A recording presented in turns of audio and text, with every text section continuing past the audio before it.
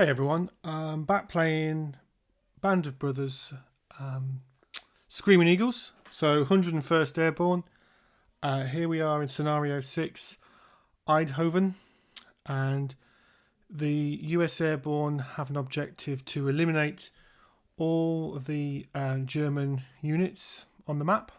There's 2 boards and there's some German units here. I've just done the first turn and there's some more further down the map. These are standard units here that they're engaged in close combat. I'll come back to that in a second.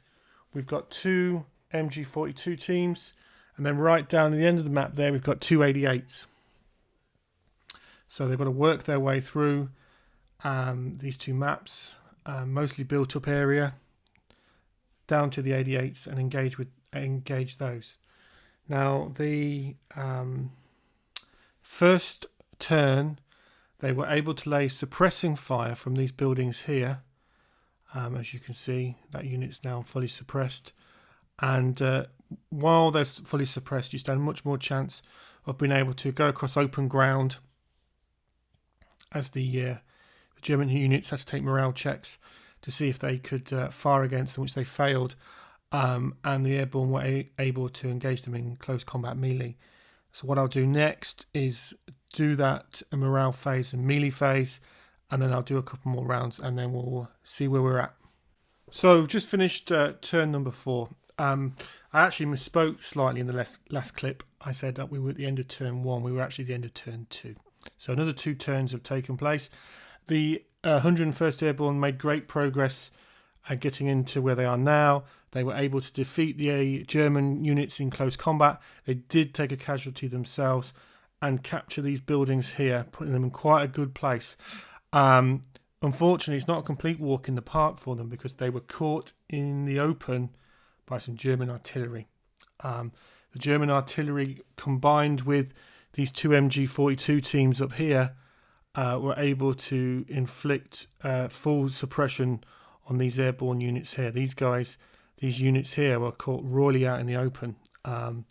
And not only fully suppress them, but also take some step loss as well. So all these 4 units here, and this one here is on a step loss. So even though the airborne currently have 4 enemy units out of the game to their 1, we're now looking at half the airborne units currently at half step. So a lot to play for. Turn 4, we got 9 turns in this scenario. Turn number 7, they will be receiving some reinforcements that I'd already stipulated would come on from this side of the board. We'll see if that was a smart decision or not as we progress through the game.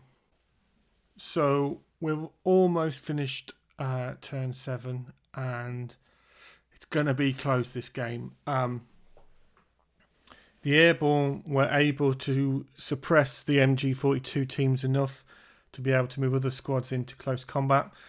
I've yet to roll the dice to see how that's going to play out as we come to the end of turn 7. They were also able to suppress this unit here, which gave them the ability to move in on those units. With this game, you have to be mindful of suppressing the enemy. If you're caught out in the open, it can be incredibly destructive. You've got to suppress the enemy before closing in on them. They were able to engage one of the 88 teams. We'll see how that gets on. Where I think it could be tight for the 101st on this mission is I think they could just run out of turns. I think they probably need comfortably another turn.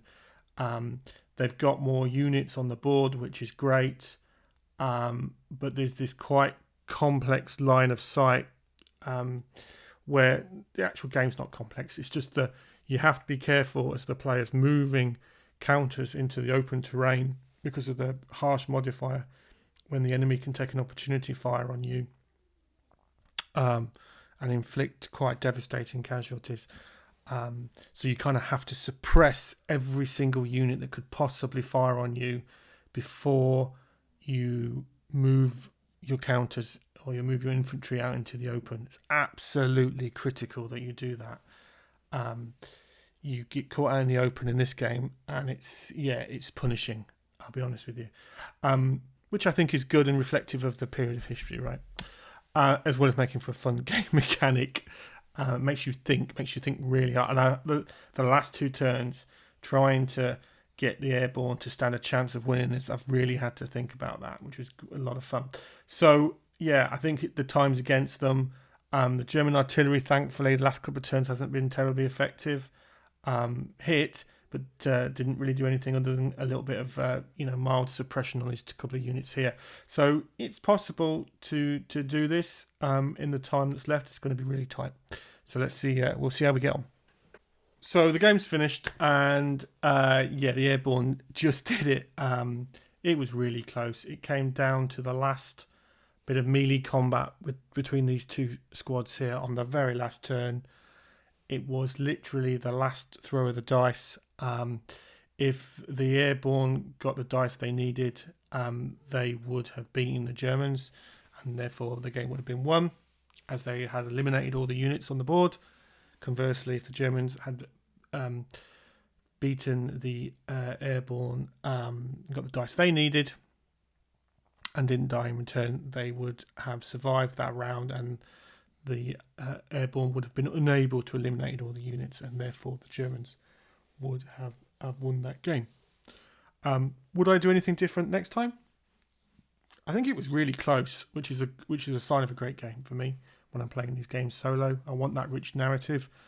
I imagine the Americans working their way through the town, engaging the German infantry units, then coming up against some stiff opposition with those MG42 teams up there, being hit by artillery, being hit by 88s, close combat, fighting in the buildings. I mean, it's a rich narrative, and I really enjoyed it for that. I could maybe have gamed from the German perspective, the sort of line of sight and that a little bit better. Maybe I didn't place the units quite as well, as effectively as I think I did pretty good. But maybe if I stood at it, I could have worked out a better firing pattern and sequence. Definitely for the airborne, I made a big mistake. They've got a weapons team here, and I really didn't use them very well. They were sort of always behind the infantry units, not giving them the support fire that they needed. With these guys, this weapon team here, they've got much better firepower, and you want to use that.